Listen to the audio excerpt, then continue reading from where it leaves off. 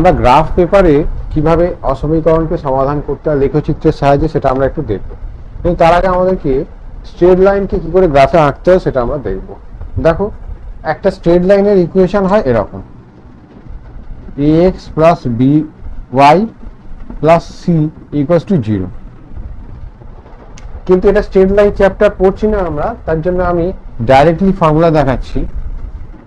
Straight লাইনের ইকুয়েশনটাকে যদি এরকম ভাবে লিখতে পারো যে x বাই কিছু একটা a এখানে লিখছি প্লাস y বাই b লিখছি ইকুয়ালস টু 1, তাহলে এটাকে আঁকার নিয়ম হচ্ছে যে আমার যদি এরকম গ্রাফ পেপার থাকে, যেটা এটা x অ্যাক্সিস, এটা y অ্যাক্সিস, এটা মূলবিন্দু, তাহলে x অ্যাক্সিস বরাবর আমি a অবধি যাব, যদি 3 থাকে 3 অবধি যাব এইটুখানি a,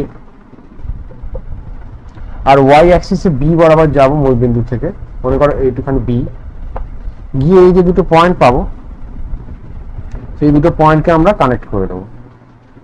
ঠিক আছে, সেই দুটো পয়েন্টকে আমরা কানেক্ট করে দিলে যেটা পাবো সেটাই হচ্ছে এই স্ট্রেট লাইনটার ইকুয়েশন, এই স্ট্রেট লাইনটার গ্রাফ। তো আমাদের ওইখানে কি কাজে লাগবে দেখো, আমরা এই যে অসমীকরণটা দিয়েছে এই অসমীকরণগুলোকে গ্রাফ আকারে আঁকতে গেলে আমাদেরকে আগে অসমীকরণটাকে সমীকরণে নিয়ে যেতে হবে। এটাকে 1 নাম্বার নাম দিচ্ছি, আর এই অসমীকরণটার সমীকরণ হয় বলে লিখতে হবে 6x plus 5y equals to 30। এটাকে 2 নাম দেব। এটাকে আমরা এই আকারে নিয়ে যাব, নিয়ে গেলে কি করবো, 30টা এদিকে নিয়ে চলে আসবো, তলায় করে দেবো। এইটা তো হয়, তাহলে এটা যদি কেটে দিই তাহলে x বাই 5 হয়ে যাবে, y বাই 6 হয়ে যাবে 1। এটাকে আমরা দরকার নিয়ে নাম দেওয়ার, x by 5 y by 6 equals to 1। তাহলে এটা আমরা কেন করলাম, যাতে এইটাকে আঁকতে পারি। দেখো, গ্রাফ পেপারে এরকম থাকবে, আমাদেরকে অ্যাক্সিস বানিয়ে নিতে হবে, এটা x অ্যাক্সিস, এটা y অ্যাক্সিস, 5 আর 6। তার মানে এইটাকে আমরা যদি আঁকতে চাই গ্রাফে, এখান থেকে এত দূরে আমাদেরকে 5 নিয়ে আসতে হবে। ঠিক আছে, মনে করো এটা 5,0 পয়েন্ট, মানে এটুকু 5 আর এইটুকু মনে করো 0,6 পয়েন্ট, মানে এইটুখানি 6। এই দুটোকে কানেক্ট করলে এইটা পাবো।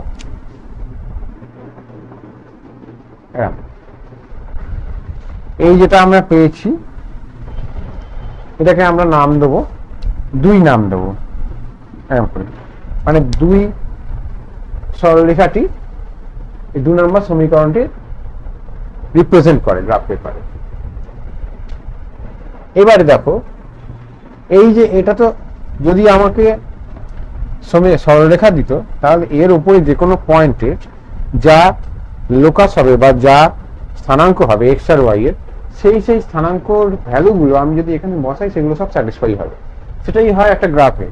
ঠিক আছে, এর উপরে যত পয়েন্ট আছে সেগুলো সব এইটাকে স্যাটিসফাই করে। তো 5,0 যদি বসাও, 5 6 30 আর 0 30, 0,6 যদি বসাও 0 5 6 30 30। ঠিক আছে, এইরকম যে কোনো জায়গাতে তুমি যা পয়েন্ট বসাবে সব স্যাটিসফাই করবে। কিন্তু এটা দিয়েছে আমাকে কি, অসমীকরণ, এই একটা স্পেশাল কেস সমীকরণ। তাহলে আমি বুঝবো কি করে, অসমীকরণের একটা রিজিয়ন হয় বা একটা ক্ষেত্র হয়, যে ক্ষেত্রে যে কোনো পয়েন্ট এইটা স্যাটিসফাই করে। সেটা কি করে বুঝবো, আমরা এইখানে মূলবিন্দু স্থানাঙ্ক বসাবো। মূলবিন্দু স্থানাঙ্ক যদি বসাই, তাতে যদি এটা স্যাটিসফাই করে তাহলে জানবো যে মূলবিন্দুর দিকে সলিউশনটা আছে। আর যদি দেখি যে মূলবিন্দু বসালে এটা স্যাটিসফাই হচ্ছে না, তার মানে মূলবিন্দুর অপোজিট দিকে এটা সলিউশন আছে। কি করব, আমরা এখানে এটা ভাষায় লিখবো যে 1 নাম্বার অসমীকরণের বাম পক্ষে আমরা মূলবিন্দু অর্থাৎ 0,0 অর্থাৎ x = 0 y = 0 বসিয়ে পাই, তখন আমরা কি পাবো, at 0,0 এরকম যদি আমরা লিখি তাহলে কত বেরোবে, 6 গুণ 0 5 গুণ 0 0 বেরিয়ে যাচ্ছে। তাহলে 0 তো লেস দ্যান 30 হচ্ছে, তার মানে স্যাটিসফাই হচ্ছে। তার মানে মূলবিন্দুর দিকে হবে, তার মানে মূলবিন্দুর দিকে হবে মানে এই দিকে আমি যত এই যে সরলরেখাটার এই দিকে যত পয়েন্ট আছে সব পয়েন্টে এইটা স্যাটিসফাই করে। তাহলে এইটা হচ্ছে এই যে জায়গাটা আমি দেখালাম, এই সরলরেখাটার এই অর্ধে, সেইটা হচ্ছে এই অসমীকরণটার সমাধান অঞ্চল, যেটাকে আমরা এরকম ভাবে শো করেছি গ্রাফে, এরকম ভাবে আমরা দাগ দিয়ে দেখিয়েছি। এইবারে x greater than equals to 1 যদি হয়, এটাকেও যদি আমরা সমীকরণ হিসাবে যদি লিখি, তাহলে কি যাবে, এক্স ইকুয়ালস টু 1 হয়ে যাবে। তাহলে সেটাকে আগে আমরা প্রুফ করব। এক্স ইকুয়ালস টু 1 মানে,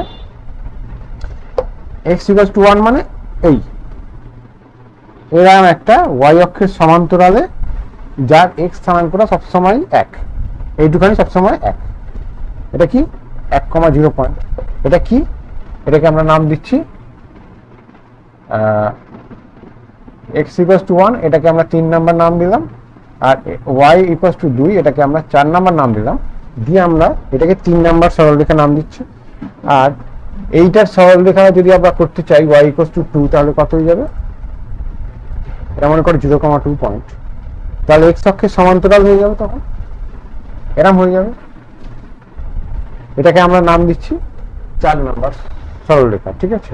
তাহলে এইটা দিয়ে কি দেখায়, এটা হচ্ছে y ইকুয়ালস টু 2 সরলরেখা, এটা হচ্ছে x ইকুয়ালস টু 1 সরলরেখা, আর এইটা কি সরলরেখা, এটা হচ্ছে আমার 6x plus 5y equals to 30 সরলরেখা।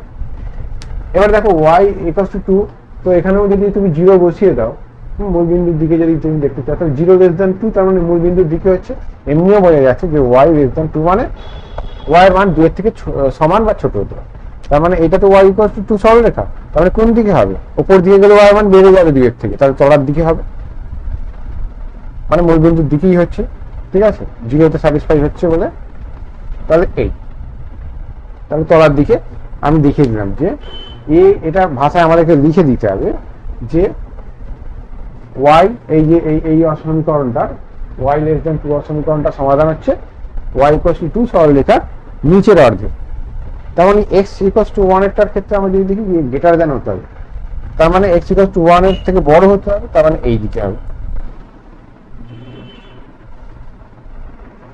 এটা আমাদেরকে ভাষায় একইভাবে বলে দিতে হবে যে এই x greater than equals to 1, এটাকে একটা নাম দিয়ে দিতে পারো এর নাম্বার দিয়ে, এই অসমীকরণটার সমাধান চিহ্ন, সমাধান অঞ্চল x ইকুয়ালস টু 1 সরলরেখার ডান দিকে। তাহলে এই তিনটে যে আমাকে অসমীকরণ দিয়েছে, এই তিনটে অসমীকরণেরই কমন যে সমাধান অঞ্চল, সেই জায়গায় যে কোনো পয়েন্টের স্থানাঙ্কটা আমাদের কি হয়ে যাবে, সমাধান অঞ্চল হয়ে যাবে। কমন জায়গাটা দেখো, এইটার এইদিকে হচ্ছে, এটার এইদিকে হচ্ছে, আর এটার এইদিকে হচ্ছে, তার মানে কমন জায়গা কোনটা, কমন জায়গাটা আমরা যদি দেখাই, তাহলে দেখো এই লাইনটার তলায়, এই লাইনটার ডান দিকে, আর এই লাইনটার এইদিকে, তার মানে এইটা এরকম ভাবে, ঠিক আছে। এইটা আমাদের এখন একটা ক্রস করে আমাদের কেন দেখিয়ে দিতে হয় যে এদের সমাধান অঞ্চল গ্রাফে ছায়াঙ্কিত করা হয়েছে লেখচিত্র, ঠিক আছে। তো আমরা দেখতে পেলাম যে একটা অসমীকরণগুলোকে কিভাবে আমরা গ্রাফে প্রকাশ করি। এখন যদি আমাদের এইখানে ইকুয়াল টু সাইনটা না থাকতো, তাহলে কি হতো, এই সরলরেখাটা ছেড়ে দিয়ে, ঠিক ছেড়ে দিয়ে তারপর থেকে ইয়ে হতো, মানে সেক্ষেত্রে এই যেমন এইখানে যদি আমরা আরেকবার আঁকি, এই যে সরলরেখাটা কেমন দেখতে হয়েছিল, এরম দেখতে হয়েছিল, আমরা এরম বার করেছিলাম, কিন্তু তাতে এই যে সরলরেখাটা আছে এর উপরের সব বিন্দুগুলো স্যাটিসফাই হচ্ছিল, কারণ উপরের বিন্দুগুলোতে এই ইকুয়াল টু সাইন ওয়ালাটা আসে সমাধানটা, ঠিক আছে, উপরের ঠিক এর উপরে যে বিন্দুগুলো আছে। কিন্তু যদি এই চিহ্নটা না থাকে সাপোজ, তাহলে তখন আমার সরলরেখার উপরের পয়েন্টগুলো হবে না, ওটা জাস্ট ছেড়ে দিয়ে তারপর থেকে হবে। তো সেটাকে আমরা দেখাবো কি করে, এরকম ডট ডট ডট ডট দিয়ে দেবো, এর ঠিক গায়ে, কোন দিকে গায়ে, যেদিকে সমাধানটা আছে সেই দিকে গায়ে। 0,0 বসালে স্যাটিসফাই হচ্ছে, তার মানে মূলবিন্দুর দিকেই আছে, তার মানে এইটা ছেড়ে মূলবিন্দুর দিকে জাস্ট একটু এগিয়ে দিয়ে আমরা এরকম একটা ডট ডট দিয়ে দেখিয়ে দেবো, সেখান থেকে আমরা এরকম ভাবে সমাধান অঞ্চল দেখিয়ে দেবো, ঠিক আছে।